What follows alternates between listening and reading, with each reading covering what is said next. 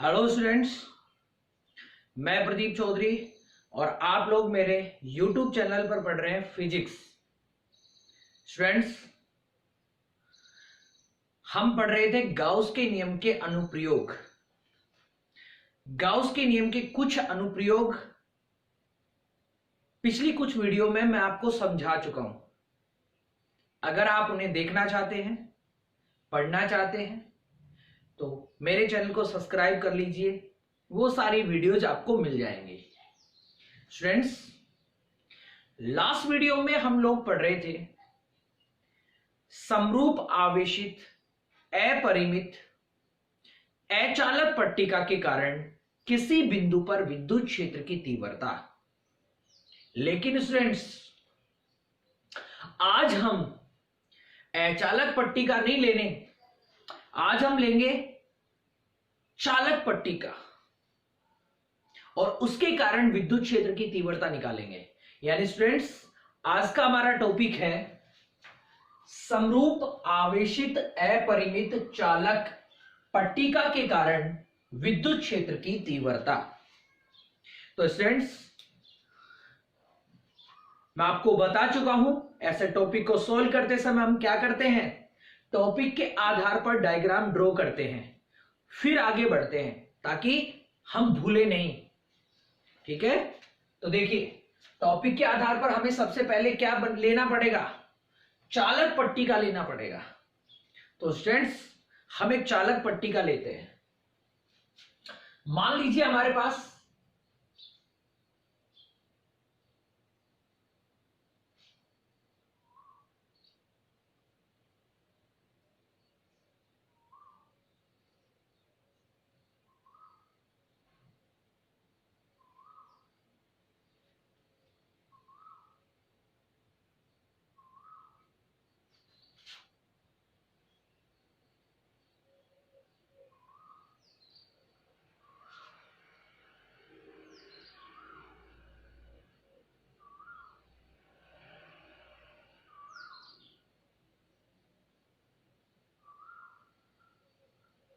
Students, ये हमारे पास क्या है, एक चालक पट्टिका है। तो स्टूडेंट्स, ये चालक पट्टिका कैसी होनी चाहिए, समरूप आवेशित होनी चाहिए। कैसी होनी चाहिए, समरूप आवेशित। तो हम क्या करेंगे, इस पर Q आवेश एक समान रूप से वितरित कर देंगे। जैसे सपोज कीजिए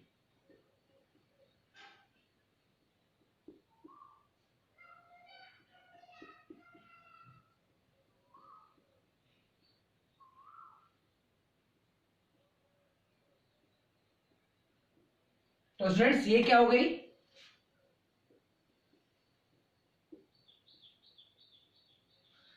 समरूप आवेशित अपरिमित चालक पट्टिका। स्टूडेंट्स, आप देखेंगे, ध्यान देंगे यहां पर एक चीज को, अगर ये पट्टिका कुचालक है, यानी कुचालक होती, तो कुचालक में जिस बिंदु पर आवेश दिया जाता है वो आवेश उसी बिंदु पर निहित रहता है।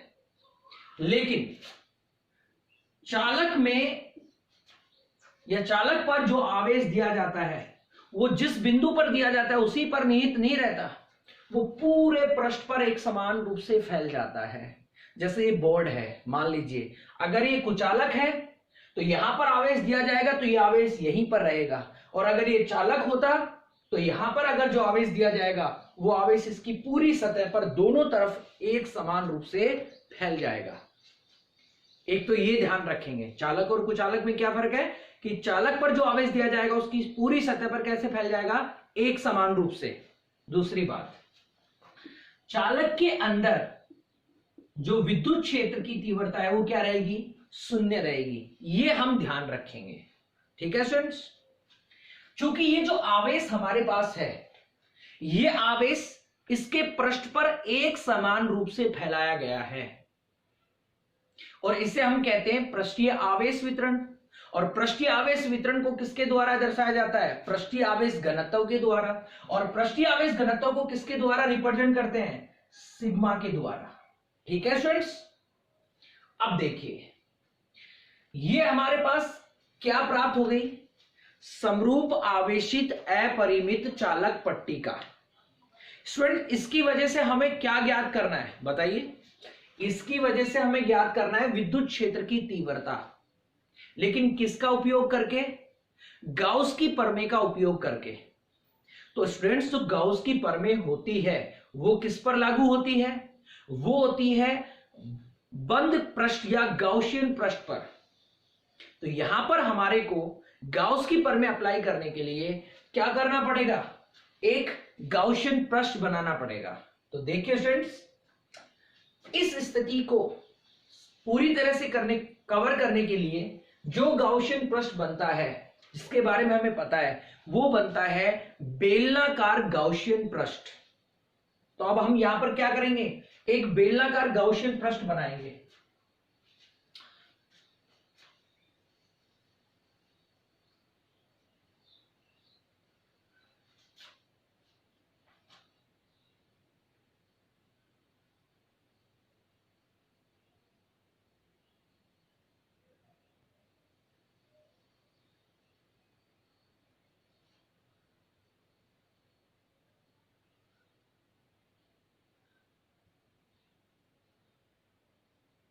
तो स्टूडेंट्स, ये हमारा क्या बन गया?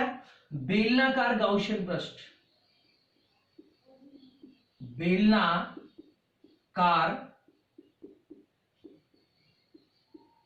गाउसियन पृष्ठ, ठीक है स्टूडेंट। जो हमारे पास गाउसियन पृष्ठ आता है, चाहे वो कैसी भी आकृति का हो, चाहे वो बेलनाकार हो, चाहे वो गोलाकार हो, हमें उसको 2 बार फ्लक्स निकालना चाहिए। एक बार इस फॉर्मूले से और एक बार गाउस की प्रमेय से। फिर उन दोनों फ्लक्स की क्या करनी चाहिए? तुलना। और तुलना करने के बाद हमारे पास क्या आ जाएगा? विद्युत क्षेत्र की तीव्रता। यानी सिंपल सी कहानी है, ये ध्यान रखनी है। पहले वस्तु लेनी है, उसे एक समान रूप से आवेशित करना है, फिर गाउसियन पृष्ठ लेना है और उस गाउसियन पृष्ठ का कितनी बार फ्लक्स निकालना है? 2 बार। और उसकी फिर क्या करनी है? तुलना। तुलना करते ही क्या आ जाएगी? विद्युत क्षेत्र की तीव्रता। तो स्टूडेंट्स, इसके अकॉर्डिंग हमें क्या करेंगे? ये जो गाउसियन पृष्ठ दिख रहा है ना आपको, इसका फ्लक्स निकालेंगे। तो देखिए, आता है संपूर्ण गाउसियन पृष्ठ का फ्लक्स। स्टूडेंट्स, ये जो गाउसियन पृष्ठ है ये कैसा है? बेलनाकार। और पहले भी मैं बता चुका हूं, बेलनाकार गाउसियन पृष्ठ के कितने भाग होते हैं? 3। जैसे देखिए, ये बोतल आपको दिखाई दे रही है, ये बेलनाकार है ना? समझ रहे होंगे। ये पूरी तरह से तो नहीं है, यहां पे तो थोड़ी दिक्कत आती है इसमें, बाकी आप समझ सकते हैं। इसके 3 भाग हैं। बेलनाकार पृष्ठ के कितने भाग हैं? 3। एक तो इसका क्या हो गया? ढक्कन, जैसे ये वाला भाग हो गया, ठीक है स्टूडेंट्स। एक इसका क्या हो गया? पैंदा हो गया। और एक ये बीच का भाग हो गया। आप अपने घर में ड्रम भी समझ सकते हैं, है ना? क्योंकि उसका एक तो ढक्कन होता है, एक पैंदा होता है, एक बीच का भाग होता है। तो बेलनाकार गाउसियन पृष्ठ के कितने भाग होते हैं? 3। इसका मतलब क्या हुआ? इसका मतलब यह हुआ कि अगर आपको पूरे बेलनाकार पृष्ठ का फ्लक्स निकालना है तो आपको क्या करना पड़ेगा? 3 भागों का फ्लक्स निकालना पड़ेगा और फिर उससे क्या करना पड़ेगा? जोड़ना पड़ेगा। देखिए स्टूडेंट्स, मैं लिख देता हूं। मान लीजिए ये S1 भाग है,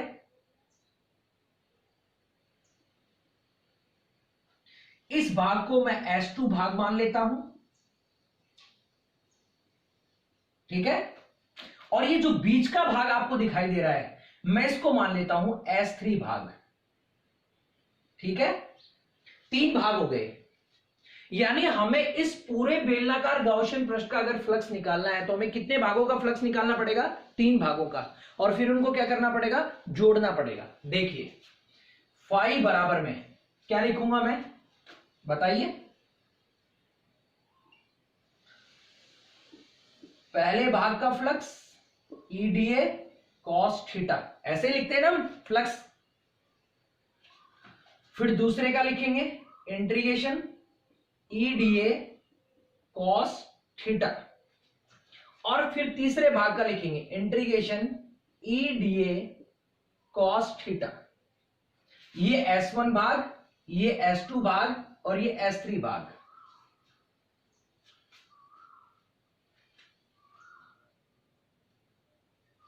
ठीक है। अब देखिए स्टूडेंट्स, हमारे पास ये वाला जो हिस्सा दिख रहा है आपको, ये जो भाग दिख रहा है, ये ढक्कन वाला जो भाग दिख रहा है, इसकी डायरेक्शन कहां होगी? तो जो यहां क्षेत्रफल सदिश है उसकी दिशा हमेशा पृष्ठ के लंबवत बाहर की ओर होती है। जैसे ये पृष्ठ हो गया इसका ढक्कन का, तो इसकी डायरेक्शन कैसे होगी? ऐसे, लंबवत बाहर की ओर। अब ये इसका पैंदा है, इसकी डायरेक्शन कहां होगी? लंबवत बाहर की ओर, ऐसे, इधर। तो यहां अगर इस भाग के लिए हम डायरेक्शन देखें तो स्टूडेंट्स क्या आएगी? D A vector, correct. अब इसकी देखें तो यहां, वैसे यहां पर बनाने की जरूरत भी नहीं है। क्यों जरूरत नहीं है बताइए? बोलिए स्टूडेंट्स। क्योंकि चालक के अंदर विद्युत क्षेत्र की तीव्रता क्या होती है? शून्य होती है। तो चालक के अंदर मैं यहां पर लिख देता हूं ई वेक्टर बराबर में 0। तो यहां डायरेक्शन करने की जरूरत नहीं है, क्योंकि ई ही 0 हो जाएगा तो फ्लक्स भी यहां पर क्या हो जाएगा? पूरा 0 ही हो जाएगा। ठीक है, तो यहां इसमें मेंशन करने की जरूरत नहीं है। अब तीसरा भाग देखिए, ये जो बीच का हिस्सा इसका है, ये ऐसे ऊपर की तरफ है या नीचे की तरफ, तो इसके डायरेक्शन मैं ऊपर की ओर ले लेता हूं। ये मैंने ले ली ऊपर की ओर, ए वेक्टर। अब हमें विद्युत क्षेत्र की दिशा बतानी है। तो विद्युत क्षेत्र की दिशा तो स्टूडेंट्स हमेशा कैसे होगी? ये पट्टिका कैसे रखी हुई है? ये पट्टिका इस प्रकार से रखी है, ऐसे। मैंने लास्ट टाइम भी बताया था आपको, ऐसे रखी हुई है ये। तो पृष्ठ के लंबवत कैसे होगी? बाहर की ओर, क्योंकि प्लस आवेश के कारण विद्युत बल रेखाएं कहां निकलती हैं? बाहर की ओर। तो स्टूडेंट्स हम ऐसे क्या लिखेंगे? यहां पर डायरेक्शन क्या लिखेंगे? E vector. अब बताइए, दोनों की डायरेक्शन एक जैसी हो गई। जब दो चीजों की डायरेक्शन सेम होती है तो उनके बीच में कोण कितना बनता है? 0 डिग्री। ठीक है। अब इसके लिए देखें तो इसके लिए डायरेक्शन ये हो गई, ई वेक्टर। अब देखिए इन दोनों में कोण कितना बन रहा है? 90 डिग्री। और यहां बनाने की जरूरत नहीं है, क्योंकि ये वाला जो भाग है बेलन का, ये कहां है? चालक के अंदर है। और चालक के अंदर विद्युत क्षेत्र की तीव्रता क्या होती है? शून्य होती है। अब कई बच्चों को जो है ना, इस डायग्राम में प्रॉब्लम हो जाती है, समझ नहीं आ पाता कि सर ने ये क्या कर दिया। देखिए, अगर आप कुचालक वाला पार्ट देखेंगे, पट्टिका वाला, तो उसमें आपको बेलनाकार गाउसियन पृष्ठ ऐसे दिखेगा, ऐसे, इसकी तरह समझ लेना, जिसमें मैंने ये आर और ये आर लिया है। लेकिन यहां पर मैं आपको समझाने के लिए एक और चीज ले रहा हूं। देखिए, मान लीजिए ये चौक का डिब्बा आपको दिख रहा होगा ना, ये जो चौक का डिब्बा है इसकी तरह मान लीजिए, ठीक है, पट्टिका, और इसमें ये मेरे पास बेलनाकार गाउसियन पृष्ठ है। तो देखिए आप स्टूडेंट्स, मान लो ये पैंदे वाला भाग है, देखो ऐसे, ये तो भाग S1 मान लिया मैंने, ये S2 और बीच वाला भाग कौन क्या मान लिया? S3। तो मैं देखिए इसको चालक पट्टिका के अंदर ऐसे डालूंगा, इसमें इस प्रकार से है। देखिए इधर बाहर निकला नहीं निकला ना ये, तो ये कहां चला गया? अंदर। ठीक है। तो स्टूडेंट्स ये मैं बहुत आसान तरीके से आप देख सकते हैं, बोर्ड पर भी देखो और ये देखो, ये इसके अंदर है। और जब ये हिस्सा इसके अंदर जाएगा तो अंदर विद्युत क्षेत्र की तीव्रता क्या होगी? शून्य होगी। इसलिए आप आराम से समझ सकते हैं ये चीज। ये मैंने ऐसे बना रखा है, ये डायग्राम ऐसे है, समझ लो आप आराम से। ठीक है, देख पा रहे हो ना? कोई दिक्कत थोड़ी आ रही होगी। अब देखिए स्टूडेंट्स, अब यहां पर हम देखते हैं, ये θ1 पहला, θ2 और ये क्या हो गया? θ3। इक्वेशन फर्स्ट हो गई। अब देखो, चूंकि आपको पता है भाई θ1 का मान कितना है रे? 0 डिग्री। θ2 यहां लेने की जरूरत ही नहीं है। क्यों? क्योंकि यहां ई वेक्टर क्या हो जाएगा? 0 हो जाएगा। ई वेक्टर क्या हो जाएगा स्टूडेंट्स? 0 हो जाएगा। और ये तीसरा θ3 क्या हो जाएगा बताइए? θ3 क्या हुआ? θ3 हमारे पास हो गया 90 डिग्री। अब स्टूडेंट्स एक बात और है, कई बार क्या हो सकता है, इसको आप S1 भाग मान सकते हो, इसको क्या मान सकते हो S2, इससे कोई कंफ्यूज नहीं है। तो जो भाग मानो ना आप, इसको अगर S1 मानो तो उस हिसाब से चल देना, उससे कोई फर्क नहीं पड़ रहा। अब देखो यहां से मैं लिखूंगा फाई बराबर में, देखो इंटीग्रेशन ई वेक्टर, ई का ई, दूसरा यहां पर क्या है डीए और कॉस, और थीटा का मान कितना 0 डिग्री प्लस। अब बताइए ये मैंने दूसरा भाग माना है, अगर आप इसको पहला मानते तो चेंज कर सकते थे, उससे कोई फर्क नहीं पड़ रहा, ठीक है। अब दूसरा देखिए हमारे पास क्या हुआ, दूसरे भाग में ई वेक्टर 0 है, तो यहां पर क्या करूंगा मैं, बताइए ई 0 डीए कॉस थीटा, और लास्ट 3 वाला ई डीए बोलो कॉस 90, ठीक है स्टूडेंट्स। और अगर इसमें आपको कई बार दिक्कत होती है कि कई बच्चों को ऐसा लगता है, अगर आप इसको चेंज करते तो चेंज करते, अगर मैं मान लीजिए मैं इसको S1 भाग मान लेता और इसको अगर S2 भाग मानता और ये S3 भाग रहता, तो फिर मैं क्या करता, फिर मैं ऐसे लिख सकता था इसको, बहुत सिंपल है, उससे कोई फर्क नहीं पड़ रहा है, इसलिए मैंने करके दिखा दिया। देखिए मान लीजिए ये S1 भाग है, आपका ऐसे बदल सकते हैं, कोई पहला दूसरा कौन सा भी ले सकते हैं। मान लीजिए S1 भाग है, तो यहां पर S1 के लिए तो E 0 ही हो जाएगा, और थीटा 2 इसको क्या मानोगे आप, थीटा 2 का मान क्या हो जाएगा बताइए 0 डिग्री, और थीटा 3 का मान क्या हो जाएगा बताइए 90 डिग्री, उससे कोई फर्क नहीं पड़ रहा।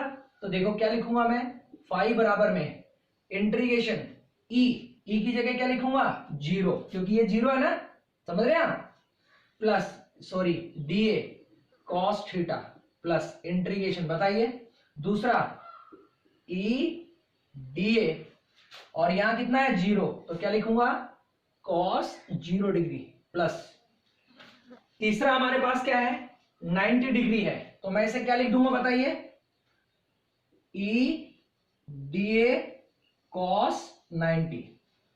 अब ये ई का ही मान 0 हो गया, तो फाई का मान क्या हो जाएगा 0 प्लस इंटीग्रेशन, बताइए कोस 0 का मान कितना होता है स्टूडेंट्स, कोस 0 डिग्री का मान होता है 1, तो हम इसे क्या लिखेंगे ई डीए, क्योंकि इसका मान तो कितना रख दिया मैंने 1, प्लस बताइए कोस, यहां पर कोस 90 का मान कितना होता है, कोस 90 का मान होता है 0, को चूंकि आप पता ना, तो कोस 90 का मान 0 होगा, तो ये पूरा क्या हो जाएगा, यहां 0 रखोगे तो ये पूरा क्या हो जाएगा 0, तो हम इसे क्या लिखेंगे फाई बराबर में, ये दोनों 0 हो गए, ई बाहर ले लेंगे, इंटीग्रेशन डीए, करेक्ट। अब देखो यहां पहला और इसको पहला लेने से कोई फर्क नहीं पड़ रहा, तीनों में से बचना एक ही पार्ट है, कौन सा भी ले लो आपकी चॉइस है, बस ये ध्यान रखना है आपको, अगर ये S1 पहला भाग ले रहे हो आप, तो आपको यहां पर 0 मानना है, ठीक है, और अगर आप इस भाग को S2 मान रहे हो तो यहां पर आपको 0 लेना है, बस उससे कोई फर्क नहीं पड़ रहा, ठीक है।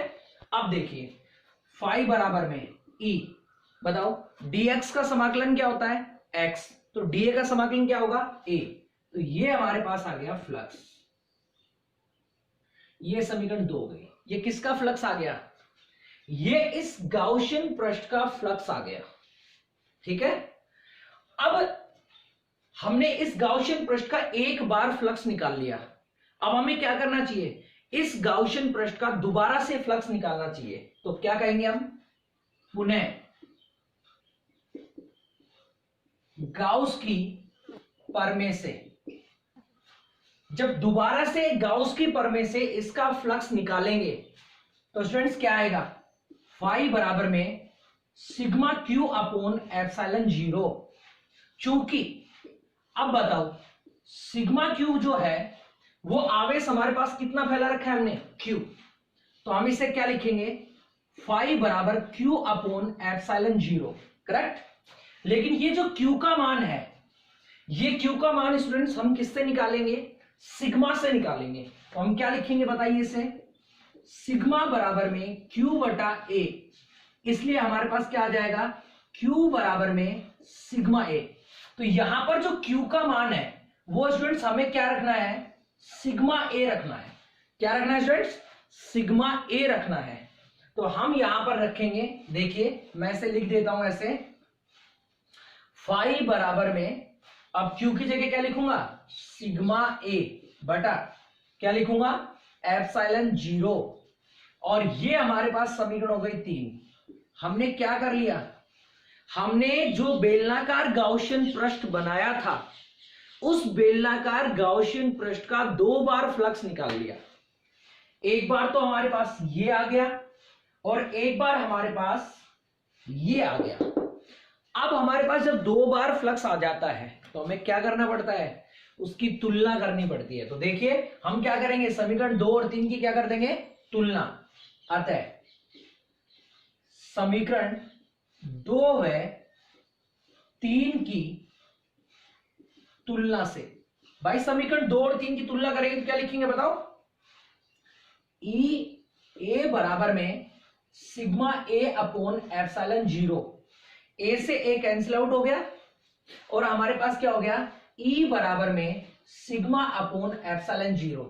और अगर इसे ही हमें सदिश रूप में लिखना होता तो स्टूडेंट्स कैसे लिखते बताओ, हम लिखते ई वेक्टर बराबर में sigma upon epsilon 0 n cap, यानी एकांक सदिश लगा देते।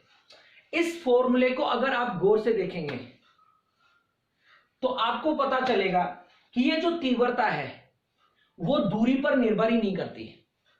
ठीक है, यानी स्टूडेंट्स हमने क्या ज्ञात कर लिया, और हमने ज्ञात कर लिया समरूप आवेशित अपरिमित चालक पट्टिका के कारण विद्युत क्षेत्र की तीव्रता। और विद्युत क्षेत्र की तीव्रता क्या आ गई, ई वेक्टर बराबर में sigma upon epsilon 0 n cap. और ये हमें बताती है कि ये जो तीव्रता है वो दूरी पर निर्भर नहीं करती, यानी चालक पट्टिका के नजदीक जितने भी बिंदु होंगे उन सभी पर एक समान विद्युत क्षेत्र उत्पन्न होगा। ये बात है। अगर यहां पर हमें ग्राफ बनाने हो तो हम किस प्रकार से बनाएंगे, देखिए ई और आर का ग्राफ बनाना हो, आर आ गया तो इस प्रकार से, यानी दूरी पर तीव्रता ना परिवर्तित नहीं होगी। यह है नजदीक बिंदुओं के लिए। और अगर हमें सिग्मा के साथ बनाना हो तो सिग्मा के साथ बताइए दोनों में रिलेशन कैसा है, दोनों समानुपाती है, डायरेक्टली प्रोपोर्शनल है। ठीक है, तो इसमें इस प्रकार से हम दर्शाएंगे। तो स्टूडेंट्स इस प्रकार से हमने समरूप आवेशित अपरिमित चालक पट्टिका के कारण विद्युत क्षेत्र की तीव्रता ज्ञात कर ली। बहुत आसान सा काम है, बस ये जो बेलनाकार गाउसियन पृष्ठ है इसका फ्लक्स निकालो एक बार इस तरीके से, फिर दोबारा से गाउस की प्रमेय से निकालो और दोनों की क्या कर दो, तुलना कर दो, आपके पास फ्लक्स आ जाएगा। हाँ, ये कंफ्यूज होने की जरूरत नहीं है कि आप इसको S1 माने कि इसको S1 माने, कौन से को भी मान सकते हैं, वो आपकी चॉइस है। लेकिन जब मानेंगे तो ध्यान रखेंगे, अगर आप S1 इसको मान रहे हैं तो पहले में E का मान 0 रखेंगे, और अगर आप इसको S2 मान रहे हैं तो दूसरे में E का मान क्या रखेंगे, 0। बाकी इसके अलावा कोई चेंजमेंट नहीं है, जो आपकी चॉइस है उसके हिसाब से आप सोल्व कर सकते हो। उम्मीद करता हूं आपको अच्छे से समझ में आ रहा होगा। अब ध्यान दीजिए स्टूडेंट्स, आपको एक बात नॉर्मल पता है कि अगर आपसे पूछा जाए कि यहां पर विद्युत क्षेत्र की जो दिशा है वो क्या होगी, या विद्युत क्षेत्र की तीव्रता की दिशा है वो क्या होगी, आपको नॉर्मल सी बात है कि आपको पता है कि पट्टिका पर धनावेश है तो धनावेश के कारण जो डायरेक्शन होगी वो कैसे होगी, पट्टिका के लंबवत बाहर की ओर। लेकिन जब इसे प्रूव करने की बात आएगी तो हम कैसे करेंगे, स्टूडेंट ध्यान दीजिए। जब ये डेरिवेशन हम करते हैं उससे पहले 4 अंक का जो क्वेश्चन होता है हमारा, उसमें पहले डायरेक्शन भी बतानी पड़ती है, ये डेरिवेशन उसके बाद सोल्व करनी पड़ती है। तो देखिए मैं उस हिस्से को भी आपको बता देता हूं कि आपको किस प्रकार से सोल्व करना है। तो अब हम क्या करने वाले हैं, इस चालक पट्टिका के कारण किसी बिंदु पर विद्युत क्षेत्र की जो दिशा है, वो तीव्रता की जो दिशा है वो ज्ञात करने वाले हैं, वो एक ही बात। ठीक है, तो देखिए स्टूडेंट्स देखिए, हम लोग जो है चालक पट्टिका के कारण विद्युत क्षेत्र की जो तीव्रता की दिशा है वो ज्ञात करना चाहते हैं। और चालक पट्टिका की कारण जो विद्युत क्षेत्र की तीव्रता की दिशा है वो कैसे रहेगी, पट्टिका के लंबवत बाहर की ओर रहेगी। क्यों? क्योंकि आपको पता है कि जब आवेश यहां या यहां होगा, सतह पर होगा, तो प्लस आवेश के कारण दिशा कहां जाएगी, बाहर की ओर। और यह बात हमने किसमें की थी, समरूप आवेशित अचालक पट्टिका के कारण विद्युत क्षेत्र की तीव्रता की दिशा में, वो भी कैसे आई थी, पट्टिका के लंबवत बाहर की ओर। तो स्टूडेंट ध्यान दें, जिस प्रकार से आपने अचालक पट्टिका के लिए विद्युत क्षेत्र की तीव्रता की दिशा बाहर की ओर ज्ञात की थी, उसी प्रकार से आप चालक पट्टिका की भी ज्ञात कर सकते हैं। उसी तरीके से डायग्राम, बस उसमें थोड़ा चेंजमेंट करना पड़ेगा। और थ्योरी में बस जहां जहां पर आपने अचालक पट्टिका लिखा है उसकी जगह आप क्या लिख दीजिए, चालक पट्टिका लिख दीजिए। बाकी सारा सब कुछ थ्योरी और वो जो सिस्टम है सारा एज इट इज आएगा। तो आपको रटने की जरूरत नहीं है, पहले वाला अगर आपको याद हो गया तो उसी हिसाब से आप लिख सकते हैं। लेकिन फिर भी मैं आपको यहां इस वीडियो में बता देता हूं कि किस प्रकार से चालक समरूप आवेशित अपरिमित चालक पट्टिका के कारण विद्युत क्षेत्र की तीव्रता की दिशा ज्ञात करेंगे। और वो दिशा कैसे आएगी, पट्टिका के लंबवत बाहर की ओर। देखिए, मान लीजिए ये मैंने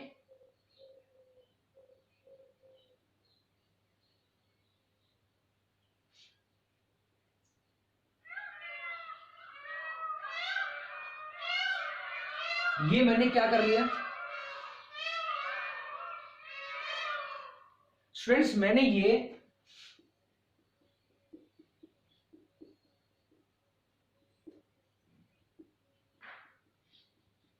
समरूप आवेशित चालक पट्टिका ले ली, ठीक है। अब इस पट्टिका के कारण क्या करना है, किसी बिंदु पर विद्युत क्षेत्र की तीव्रता की दिशा ज्ञात करनी है। मान लीजिए यहां से ओ बिंदु से स्मॉल आर दूरी पर कोई बिंदु P है और इस बिंदु P पर हम क्या ज्ञात करते हैं, विद्युत क्षेत्र की तीव्रता का मान, जो हमने अभी ज्ञात कर लिया डेरिवेशन में। और वो हमारे पास क्या आया था, E वेक्टर बराबर में sigma upon epsilon 0 n cap, correct. लेकिन अभी हमें क्या बताना है, दिशा बतानी है। तो देखिए, इसके कारण दिशा ज्ञात करने के लिए हम इस पट्टी को छोटे छोटे अल्पांश डीए वेक्टर में विभाजित कर लेंगे। अब जितने भी अल्पांश हमने लिए हैं उनमें से दो अल्पांश ले लेते हैं। एक अल्पांश DA1 वेक्टर और एक अल्पांश DA2 वेक्टर। ये दोनों जो अल्पांश हैं O बिंदु से दोनों ओर समान दूरी पर है ये, और ये P बिंदु से भी क्या है, समान दूरी पर है, ठीक है। अब देखिए स्टूडेंट्स, यहां इस अल्पांश पर जो आवेश है उसके कारण यहां तीव्रता उत्पन्न होगी, और इस अल्पांश पर जो आवेश है उसके कारण भी यहां पर तीव्रता उत्पन्न होगी। तो हम ऐसा मान लेते हैं कि इस अल्पांश के कारण यहां पर तीव्रता D1 वेक्टर उत्पन्न होती है, और इस अल्पांश के आवेश के कारण यहां पर तीव्रता D2 वेक्टर उत्पन्न होती है। चूंकि दोनों पर ही धनावेश है तो तीव्रता की दिशा कैसे रहेगी, बाहर की ओर लेंगे। ये हमने ले लिया और इसमें ये ले लिया। तो क्या किया हमने अभी तक, तीव्रता की दिशा ज्ञात करने के लिए हमने क्या किया, पट्टिका को छोटे छोटे अल्पांशों में बांट लिया और उनमें से दो अल्पांश O बिंदु के दोनों ओर क्या कर लिए, समान दूरी पर ले लिए, DA1 वेक्टर और DA2 वेक्टर। और हमने ऐसा मान लिया कि इस अल्पांश और इस अल्पांश के कारण बिंदु P पर जो तीव्रता है वो DE1 वेक्टर और DE2 वेक्टर है यहां पर, करेक्ट। अब इस बिंदु P पर इन तीव्रता के घटक बांटेंगे। तो ये जो तीव्रता है इसके कितने घटक हो सकते हैं, दो। एक साइन थीटा, D2 के कितने हो सकते हैं, दो। एक तो DE2 साइन थीटा और एक DE2 कॉस थीटा, करेक्ट। तो देखिए, कॉस थीटा यानी क्षैतिज घटक, साइन थीटा यानी ऊर्ध्वाधर घटक। तो जब हम इसके बांटेंगे तो ये हमारे पास आ गया DE2 cos थीटा, 36 घटक 36 के साथ, और इसका ये हमारे पास आ गया DE2 sin थीटा ऊर्ध्वाधर घटक। जैसे हमने इसके ये घटक और ये घटक ले लिए, इसी प्रकार से हम इसके भी घटक लेंगे। तो इसका जो 36 घटक है वो हो जाएगा DE1 cos थीटा, और नीचे की तरफ लेंगे DE1 sin थीटा। अब देखो, आपको डायग्राम देखकर पता चल रहा होगा कि ये जो घटक है इनकी डायरेक्शन अपोजिट है। देखो जितने भी घटक हैं इनके सभी के मान जो है बराबर हैं। अब इनके परिमाण तो बराबर हैं और दिशा इनकी विपरीत है, तो ये एक दूसरे के प्रभाव को क्या कर देंगे, निरस्त कर देंगे। यानी तीव्रता के जो ऊर्ध्वाधर घटक है वो परिमाण में समान और दिशा में विपरीत होने के कारण क्या हो जाएंगे, निरस्त हो जाएंगे। यानी इनके दोनों के कारण बिंदु P पर कोई तीव्रता उत्पन्न नहीं होगी। लेकिन ये जो 36 घटक है इनकी दिशा क्या है, एक समान, तो ये क्या हो जाएंगे, जुड़ जाएंगे। यानी बिंदु P पर जो तीव्रता उत्पन्न होगी वो किसके कारण उत्पन्न होगी, तीव्रता के 36 घटक के कारण। और 36 घटक की जो दिशा है वो कैसे है, पट्टिका के लंबवत बाहर की ओर। कैसे है, पट्टिका के लंबवत बाहर की ओर। तो यहां पर जो समरूप आवेशित अपरिमित चालक पट्टिका है उसके कारण जो विद्युत क्षेत्र की तीव्रता की दिशा होगी वो भी कैसे होगी, पट्टिका के लंबवत बाहर की ओर होगी। ठीक है स्टूडेंट्स, और थ्योरी का मैंने बता ही दिया कि उसी तरीके से लिखना है। आपको क्या करना है, इसको रटना नहीं है, ध्यान रखना है। जिस प्रकार से 10वीं कक्षा में आप मैथमेटिक्स में रचना करते थे उसी प्रकार से लिखना है। मतलब जो आपने इसमें किया है वही बताना है बस।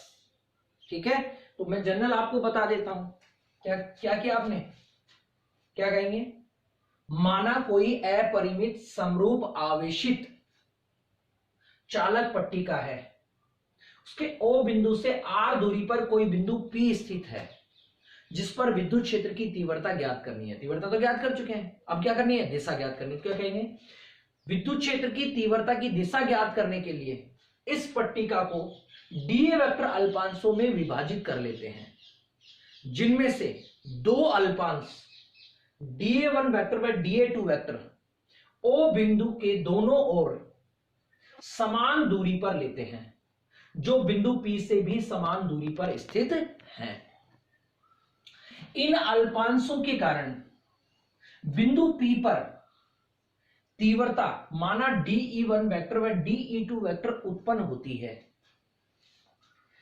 इनके ऊर्ध्वाधर घटक परिमाण में समान व दिशा में विपरीत होने के कारण निरस्त हो जाते हैं, जबकि क्षैतिज घटक एक ही दिशा में होने के कारण जुड़ जाते हैं। अतः बिंदु P पर तीव्रता क्षैतिज घटक के कारण उत्पन्न होती है। करेक्ट, तो हम क्या कहते हैं, यानी अपरिमित समरूप आवेशित चालक पट्टिका के कारण विद्युत क्षेत्र की तीव्रता की दिशा कैसे होती है, पट्टिका के लंबवत बाहर की ओर।